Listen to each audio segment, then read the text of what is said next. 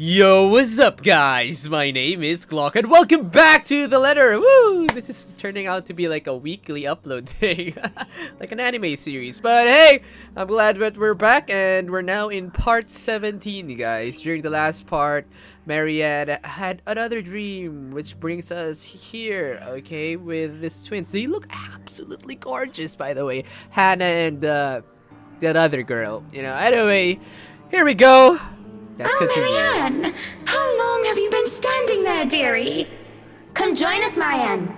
We won't bite. Oh, there you go, Lorraine. Unless you ask, that is. Not that I can get much sleep to begin with. Oh, that's it. So she just had a dream and nothing really happened. Okay. So much for a cliffhanger during the last part.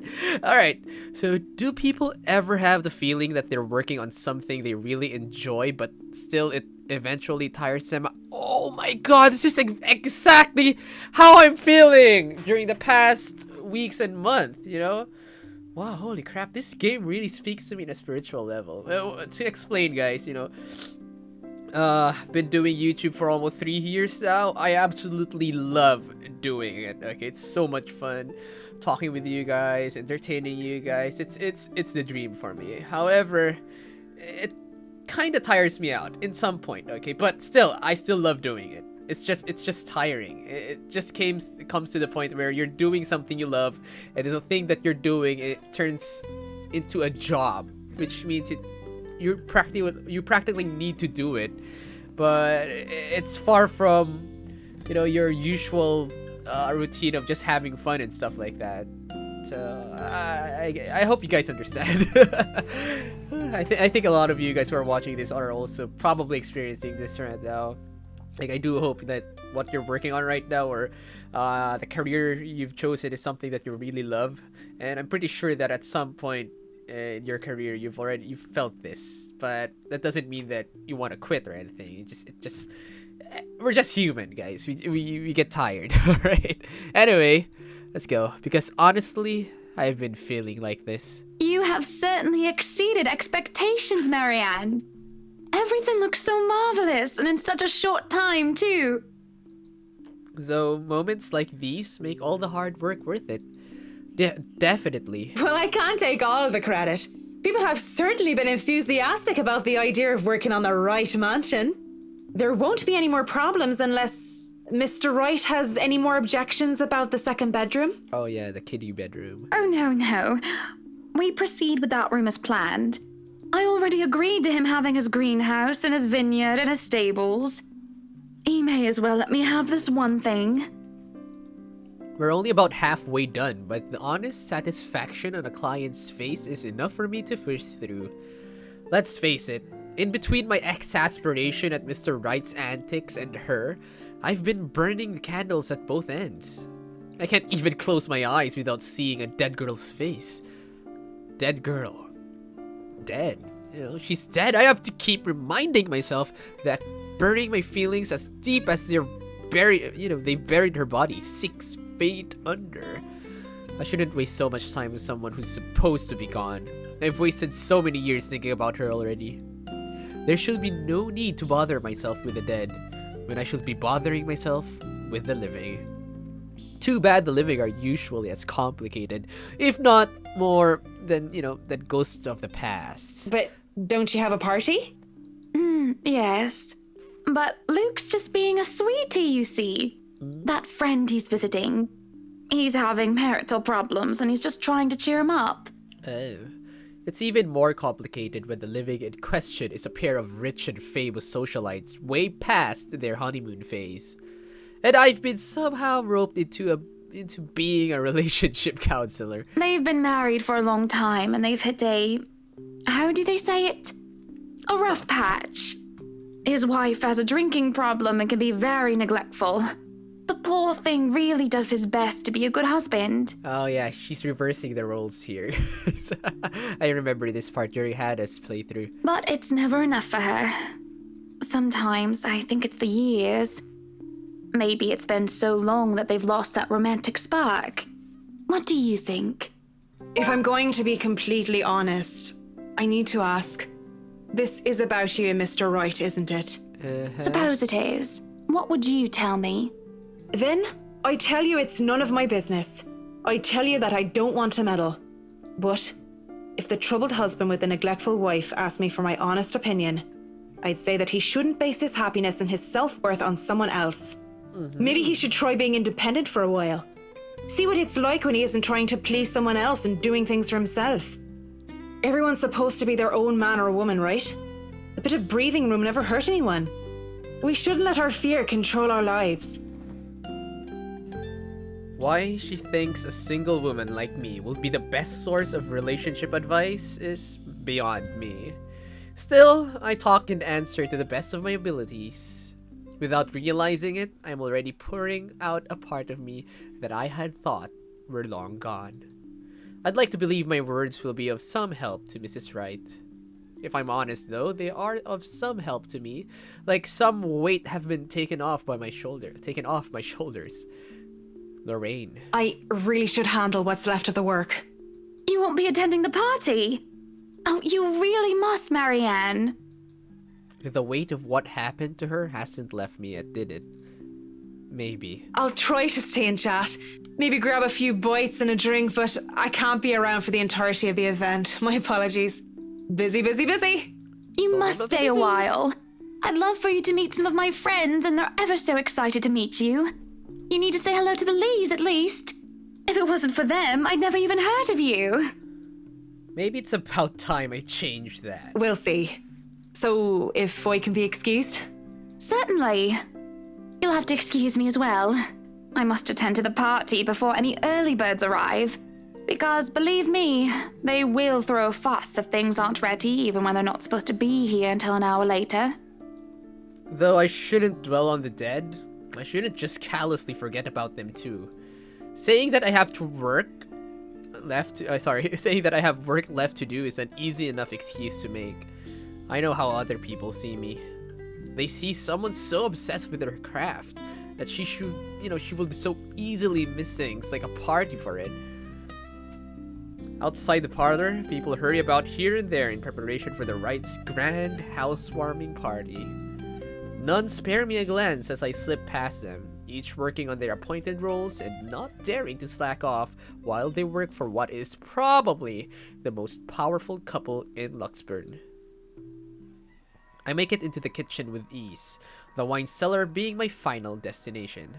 But when is a great task ever simple? Probably never.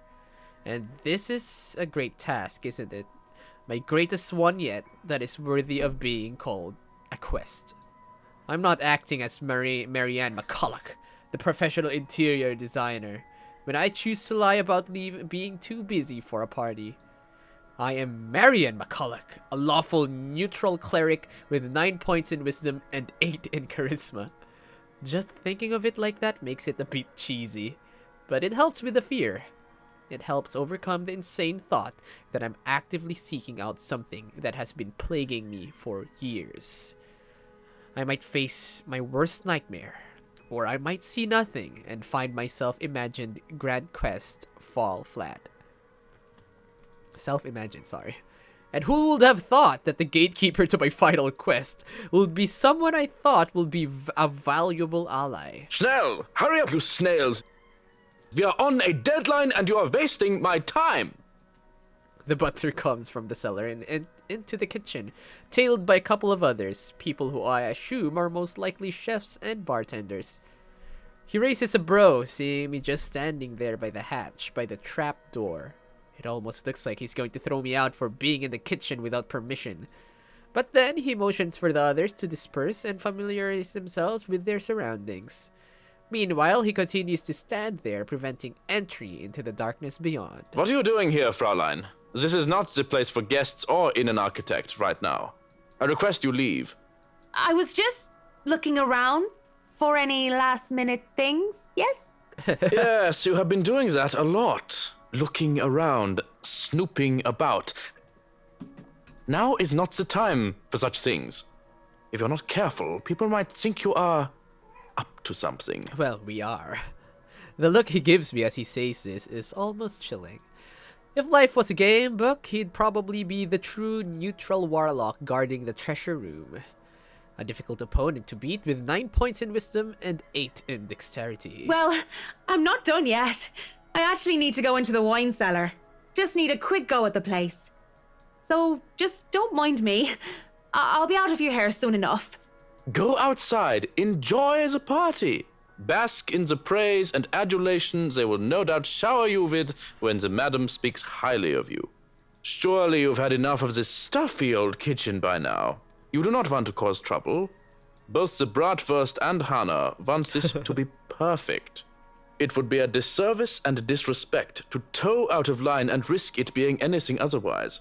And more importantly, I will be blamed for any failure that happens tonight. His intervention almost turns me away. Maybe this is a sign I'm not meant to seek Lorraine out. But... Please. It's really important. 15 minutes. 9, 10 minutes. Any longer and I'll pull you out of there myself. Alright, cool. The bratwurst will be furious if he thinks anyone is touching his precious wine without his permission. Thank you. This seriously means a lot. He steps aside, begrudgingly. At this point, it looks like there's no turning back. Ooh, wow. Wow, it looks more like a tomb than a wine cellar. The cellar greets me ominously as I descend. The space feels smaller, with a lot more bottles lining the wall compared to before, and knowing what might be waiting for me here makes things worse. The mirror that had been moved from the study is my goal. I did not return to it after my initial discovery, but the thought of Lorraine, how much I want to see her again, and even if it's just for one more time, keeps coming back to mind. As I walk through the cellar, I have to stop when I feel something crunch beneath my feet. Whatever a few bottles were left behind here are now nothing but glass under my heels. Perhaps dropped by one of the many chefs and bartenders the butler had escorted through here before. And it made a downright mess, with red slick pooling from the remnants of a good drink. With how dark this place is, a person with a dark enough imagination can easily mistake it for blood. I can't help but think it is, despite the easy, illogical explanation that had come to my mind. Only because of what I'm about to do. It's merely a momentary distraction as I continue to the end of the cellar where the mirror stands. Propped up on the far wall, it gleams innocently while pretending to be a simple and ordinary mirror. How morbid to think this thing can show a person's, their deepest, most desperate desires, and then twist it into an image so dark. Harry Potter much? Probably not. That's what I had seen that day. Though I heard Lorraine many times, I had only seen her within its frame. I wonder if people have discovered it before. How many were wasted away in front of it, enamored, and how many were frightened away by what they saw. Yet, as I stand before it now, nothing. I can barely see my own reflection in this darkness. How does this even work? Mirror, mirror on the wall? Alright. Something? Anything? Come on, Marianne. Nothing. Touching its surface doesn't make it magically activate or anything like that. There is no sudden surge of power, and I'm not suddenly granted sight. It stays what it is. A mirror. Was Lorraine's appearance in the mirror all some sort of fevered dream? Am I really that burdened with guilt and despair that my mind will eat itself in my stress and have me hallucinate such things? Either way, just going here on some crazed obsession for a girl long gone must warrant me a trip to a doctor. Already, I feel ill. After a few more minutes, in the hopes that something will change, I turn around to leave. I can just go back upstairs like nothing ever happened, perhaps drop by the party for some hors d'oeuvre, then go home and collect myself. Besides, Mrs. Wright is expecting me and I'm... Oh god, I hate these dash things. This dashing so, means that you get interrupted by something or so. I don't know. Going to leave me again then, are you? Called it! Alright, Lorraine. Let's do this. I stop in my tracks, but I don't turn back. As much as it pains me, I don't look back. If I'm just hearing her again, desperately delusional, and I look back to see nothing, I don't want to give myself false hope. But when I feel fingers around my wrist pull at me, I look back in shock. Hey, look at her! She doesn't look that much like Hannah, actually. My first thought is, how in God's name is this possible? And the second is Lorraine. Her hands are cold. Are you that mad at me that you're just going to ignore me, Marianne? Well, you didn't show yourself in the mirror like I wanted to, Well, I don't know what to say, and I can only stare at her in wonder. She stands there in the mirror with only her arm extended outward for my sake. I look at the hand still holding my wrist, and when she sees me looking at it, she moves it so that our hands are intertwined, fingers weave together. Seeing her there and feeling her touch meant I'm not crazy. Though, however, impossible and unexplainable this is all to me right now. It just takes my breath away. Pulling her out from there is tempting. I can imagine doing so with ease. We can be together again, Lorraine and Marianne, like nothing had ever happened. But that will be all a great big lie, wouldn't it? What? Tack out your tongue? Don't just look at me like that. Say something. Well, even if this thing were some magic portal that could bring back the dead, that doesn't erase anything. Just looking at her, still a young teenager while I'm already a grown woman, it serves no other reason than to break the illusion that blinds me. I've seen her twice now, always behind the mirror. If this is real, if this isn't some delusion, then why can she only exist behind the glass? Yeah. You have no idea how happy I am to see you. It's been so long. You don't look happy. I really am happy. But at the same time, I can't help but think about what happened to you.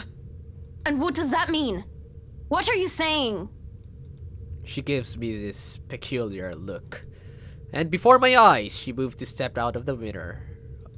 In turn, I wrench my hand from her and take a step back, almost as if I'm afraid. I don't know how this is possible. But whatever this is, it isn't real. You can't be real. I'm right here, aren't I? What other proof do you need? No. I see you. I hear you. I feel you. But even with all that, you can't be real. You just can't. I saw your body. I helped bury you. You're dead. Damn. A deep hurt crosses her face, and it just breaks my heart in two, seeing her wear that expression. Burying me wasn't the only thing you did. Don't you dare lie. What? But I'm going to be the bigger woman, aren't I? Let bygones be bygones. I'll forgive you, as long as you stay with me, Marianne. What do you mean, stay with you? That's why you came down here, right? To find me? That was the plan. I came down here looking for her, for closure. But this isn't just closure. This is something else entirely.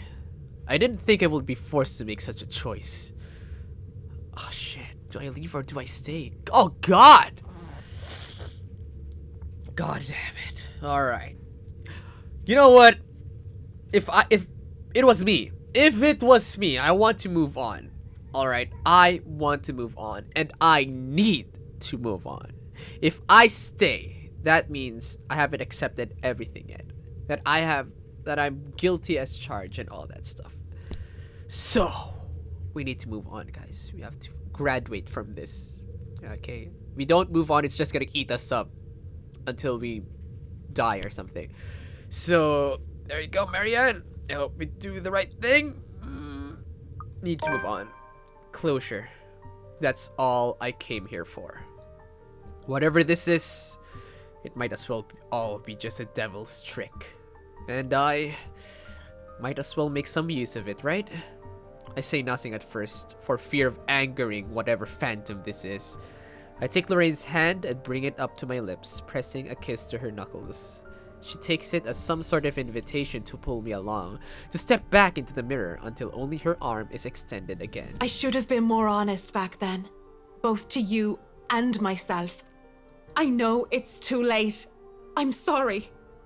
But the thought of being with the dead did not agree with me. Not one bit. I can't stay with you. So what? You're going to leave me for some old trophy wife? Oh, come on. That's it, isn't it? You're going to leave poor Amy Lorraine and go after the next rich, pretty blonde that you see.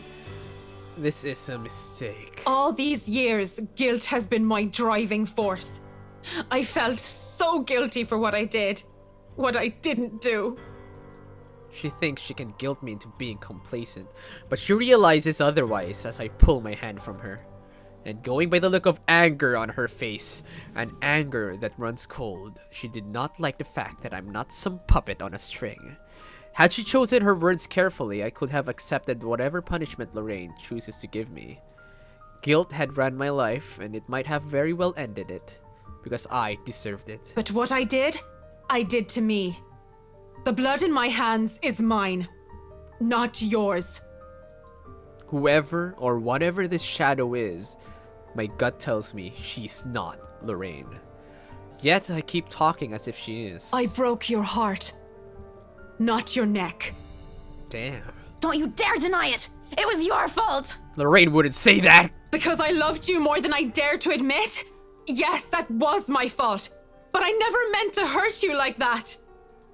Despite my words, no matter how sincere they are, she appears angry. Enraged, in fact. It's been years since I last saw the face and even now, the memory of it is still etched deeply in my mind. The hurt, the tears, and the hate spilling from her eyes that day, the moment I rejected her, rejected myself for who I am. And she definitely will hate what I'm about to do next. To my left, a wine rack. And from there, I take a bottle and pray to all the saints I can remember. For all my sins. For every hurtful words I've uttered. For what I have driven her to do that day. What I forced her into. What are you doing? I do it without thinking twice. Quickly, before I can hesitate, I grab a bottle and send it straight towards the mirror. Shards of the bottle and the mirror are sent flying everywhere as Lorraine's screams echo in the cellar. Bitter. Searing. Like every wounding accusation she hurled at me. They've never left me. I doubt they never will. But with this, I can move away from them, from her. Live my life as I should. Free from the burden.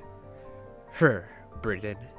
Because the Lorraine I know, the real one, the person I loved, will never want me carrying this to my death. Exactly. As the screaming dies down, I can't help but mutter weakly. It's done. It's done.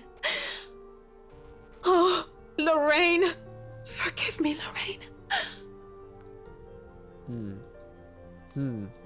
I take some time to compose myself, breathing in and out, stamping down on the tremors still racking my hands, straightening out my jacket, and fixing my hair.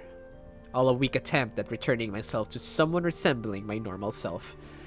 This will probably be easier to do so with a mirror, but I likely won't be able to stand looking at one for a long time. Well, now, I should probably go back up there.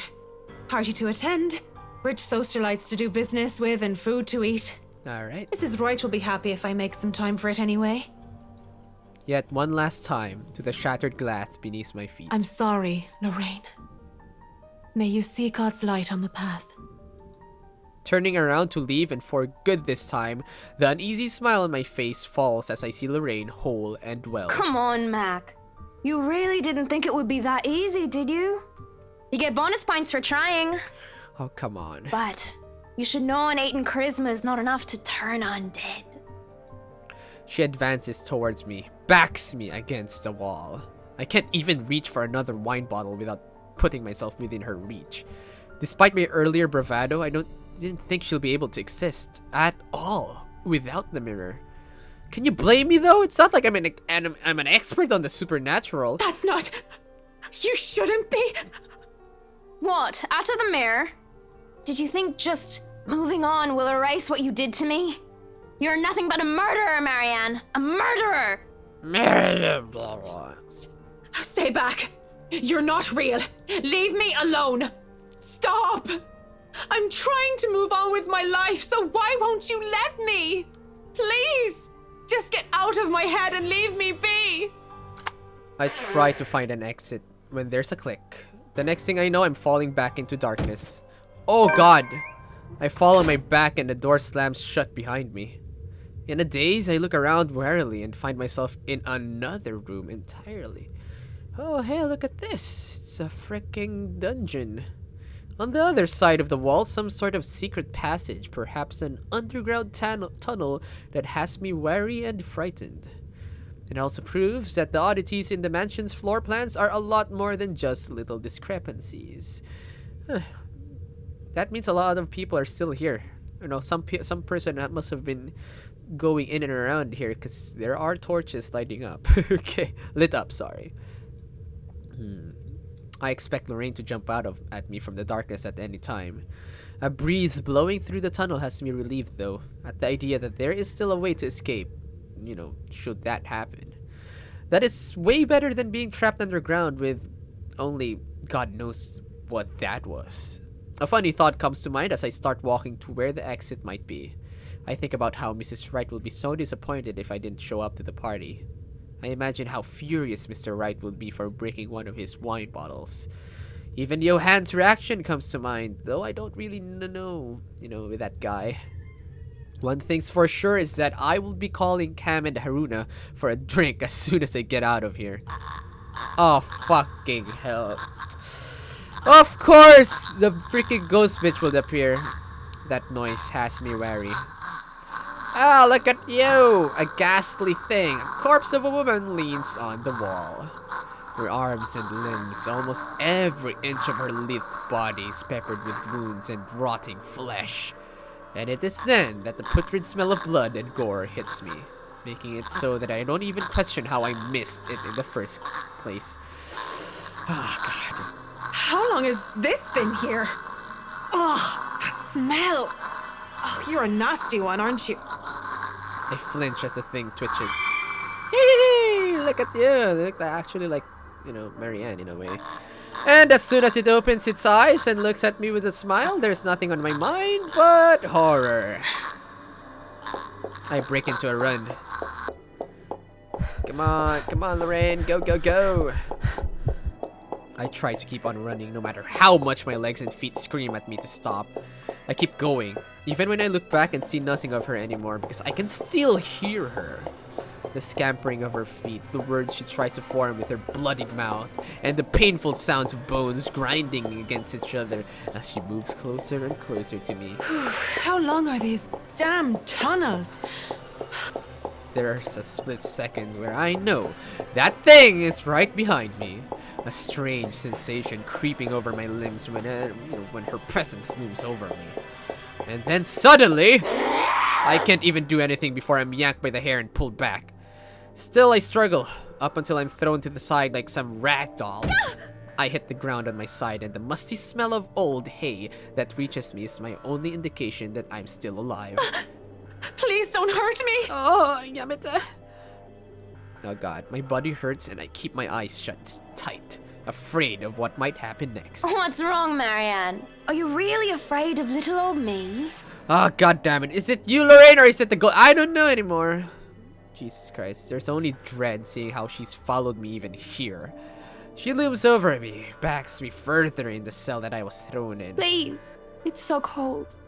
I don't want to be alone, Marianne. Same here. Why won't you stay with me? Why would you leave me? Why? What are you? Lorraine turns and shifts into that thing from before. Hey, look, it's a camera. And with that same gruesome grin, it takes a step forward towards the cell. Towards me. I barely scramble to my knees when the door to the cell slams shut. It just stands there, staring. Shouts for help ring out in the tunnels, but none of them are coming from me. I'm more paralyzed and shocked by what is happening. My throat tightens at being fooled by the image of Lorraine, at the thought of being trapped down here. So then, where? Help me! Oh, help me! Are you getting all this on camera, Carl? Hey, wait, what? Who are these guys? Yeah, but are you going sure this is a good idea? We're breaking and entering here. Don't worry, the owners of this place haven't been here in a long time. Look at this thing, though. It has writing in blood like some cheesy 80s horror prop. Wait, I have an idea. Okay. Oh man, that's genius! What kind of butthead would even take this thing seriously? Maybe we can stick this in Rowan's backpack. That Suarez kid would panic. Wait, do we know a Suarez? Do we know someone named Suarez? Guys? What? Spit it out! Behind you! There in the corner of the cell, a digital camera comes flickering to life, and a video has played back on the screen. It was hard to even consider paying any attention to it when my life is on the line. But when the ghost doesn't move and the teenagers' mocking shouts of help, help me filled the cell, I just had to watch. And what I had seen, students, judging by their Saint Goretti uniforms, they were holding... That letter! Yes, exactly. But they had this paintbrush with red. Well, does that mean they wrote the letter or something? I'm not sure. I think they found the letter, they messed it up a bit or something. I'm not sure. That's my speculations. And that thing, the woman, she... Oh, hey. Oh, look at that. It's the Blondie, the original owner or something. Okay. Yes. Oh! Ho, ho, ho, ho, ho. So that marks the end of Marianne's chapter.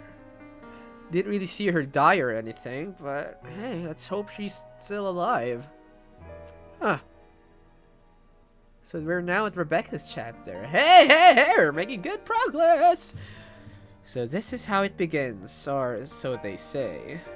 With a gentle wind drifting through wide open windows, muffled laughters and footsteps fading behind empty hallways, and the light kiss of the afternoon sun. Soon there will be a call, a crossing of thresholds into the unknown. Maybe we are off to some grand adventure, or diving into another griping mystery. One can't really tell. For all I know, a hero might even come sweep me off my feet, if I'm lucky. That's not exactly a bad thing when you think about it. But this is far from one, isn't it? A riveting tale, that is. The mild breeze, the faint murmurs, the warm rays painting every nook and cranny, a fiery hue, they're all as real as they can get. As much as I want to write a little tale out of this, I'm far from someone who can.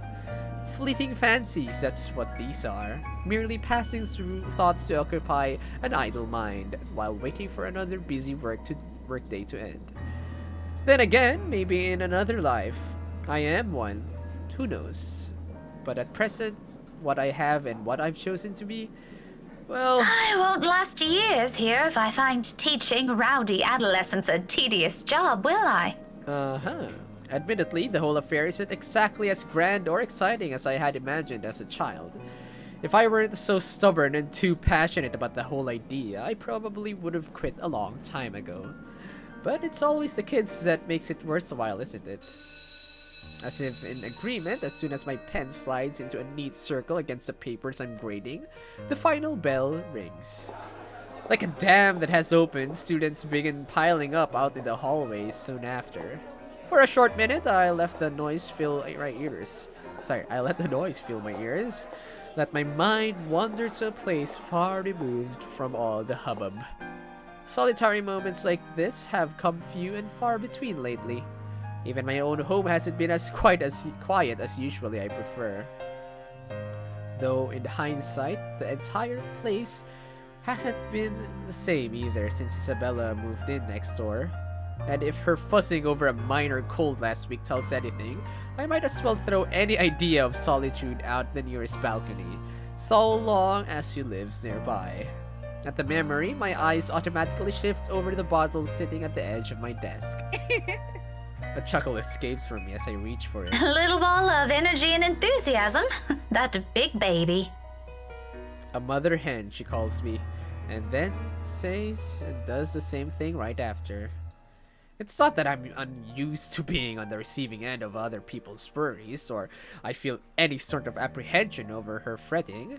If I'm to be completely honest, it's actually amusing how someone can be childlike 1 minute and then act like a responsible adult the next. But there's a dissonance there. Dissonance. Both in her actions and words. Although she may not look like it, may not say anything, may not lose her cheer, one way or another, I know these troubles have weighed down on her lately. God, I'm having a hard time reading this because of my cold. I have allergies right now. So I can't really breathe. So sorry, but I hope you guys don't mind. Her face says it all, that big numpty. If she thinks I won't notice, she's got another thing coming for her. That's how she has always been. I do understand that part, loud and clear. It's just that I really rather not pass another burden onto her. Or become one myself. Uh-huh. Aren't I supposed to be the one taking care of them? Though I guess that's simply one of those things people eventually grow away from, once you've all started leading different lives. Whew. Not completely different, I hope. Somehow that thought makes me feel uneasy. Thankfully, before stranger ideas can take root in my head, a faint buzzing comes from my bag, cutting through the rest of my thoughts. A small frown forms in my lips when the screen lights up and an unknown number flashes. For a long second, my thumb hovers over the answer button. Even the voice that responds, once I do accept the call, is wholly unfamiliar. Hello? Hello? Oh, goodness. Finally, it connects. Hello? Is this Miss Gales? Rebecca Gales? Yes, speaking. Who is this? Oh, sorry. Rose Cooper, Briar Realty Corporation. Oh, yeah. Briar Realty? My frown deepens as I straighten from my chair. Something in her tone, despite sounding remarkably friendly and light, doesn't sit quite well with me. The rigid pause that follows doesn't help ease the tension that has suddenly descended either. Miss Cooper? Yes. Things are a bit busy on my end. I apologize. I'm not certain if Isabella has mentioned anything before, but we're working together on a property at the moment, and... The Armengard Mansion, yes. She said something about that earlier. Is there a problem? This is about Isabella, actually. She wastes no time relaying everything. The details she provided are admittedly a bit vague, but enough for me to get a gist of what happened. It isn't the bad sort I'm expecting, though still worrying. Especially with words panic attack and pale, looking a bit sickly, woven together in one foreboding sentence. Oh, so these events happened while Isabella was doing the mansion tour with everyone else, and she finds out about the letter, and not really the letter, but she just panics, okay? But as quickly as it surfaces, I stomp down on the urge to demand answers right there and then. Now isn't the proper time for useless questioning. I'll find out soon enough regardless. To Miss Cooper's credit, she neither hesitates nor falters all throughout. Therefore, some sort of comfort in knowing Isabella has someone like her to guide her, though not as much as I would have liked. After all, this is Isabella we're talking about. What are the chances she just had a bunch of excuses so she wouldn't get sent home? High. Very high. Oh, she's so going to hear it this time. You were listed as one of her emergency contacts, so Aww. I thought it'd be best you know about this. How is she? Is she doing okay? I had her take a break for now, but honestly, I'd feel better if someone were to pick her up and take her home for some rest. Anthem's a fair distance from Luxbourne. I really don't want her going off on her own.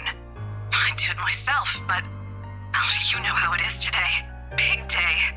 People everywhere until the open house ends. I'm really sorry to ask this of you, Miss Gales. I know you're busy. Oh, no, it's all good. I was just about to leave from work. I hope to leave early today anyway. A few minutes ahead wouldn't hurt. I can be there in a few, 30, 40 minutes tops. Is that all right? More than fine, Miss Gales, thank you. We're supposed to be here until... Oh, excuse me. One moment, please. Yes, ma'am. The faint hum of conversation echoes from her end. It sounds as though the place is buzzing with more people than you'll expect from a regular open house. I was skeptical at first. The house is old, not to mention its inconvenient location in Luxborn's outskirts. Who wants to live in a place almost an hour's drive away from the comforts of a city? But from what little I can hear, it appears Isabella has every right to be optimistic about this sale. If I didn't understand why she was so adamant refusing my offer to help before, I think I do now, to some degree. We'll be resuming the tour soon. Yes, thank you. Sorry about that. I really need to get this thing going. Lord knows how I'll salvage the situation here. It shouldn't be anything complicated, but still, clients. They can be difficult when they want to be. Anyway, just look for me when you get here, alright? I shouldn't be too hard to miss. No problem. Thanks for letting me know about this.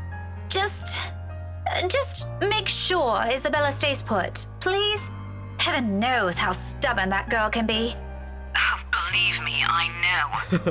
Don't worry about it. I'll have a few of our staff keep an eye on her for me until you get here. That's all I'm asking. I appreciate it. The whole thing ends on a surprisingly pleasant note. If only the same can be said for the news she brought. I allow a brief minute to pass to ease whatever tension has latched itself firmly to my nerves. But no matter how much I wish for it, my mind stubbornly refuses to do so. My hands are unsteady against the papers I pretend to arrange after. Lucid thoughts, every single ounce of it grimmer than the others. Grows with each passing second I linger. Whew, God, my nose. Something about this whole thing, along with the sudden unease and nagging worry, screams off. Wrong. This isn't the riveting tale I've hoped to step into today. And there you go! So, whew, I think my nose can't take much more of this reading, guys, so I'm gonna end it right here. Alright, that was an interesting chapter from Marianne. I think we're ending it in a good note, and we're ending it somewhere along the beginning, or just starting off where Rebecca is gonna get introduced to the tensions and stuff like that. I'm not sure, but anyway, thank you so much, guys, for still continuing the series, of my gameplay, let's play, or whatever, my playthrough of this. Alright, I'm definitely gonna upload more. Hopefully, I'm gonna try to upload it, at least every week, but I'm gonna try out to upload at least 2 times a week. Who knows? But do expect an episode every week, guys, okay? I promise you guys that, alright? If something dire happens to me the next coming weeks, then I'm sorry if I don't get to upload anything. But anyway, again, thank you so much, guys. It really means a lot to me that you guys are still watching this, and I hope you continue to enjoy my playthrough, even though some of you guys are probably wondering or already probably know what's gonna happen in the end. Alright, so anyway, thank you so much, guys. I'll see you guys again in the next episode. Bye!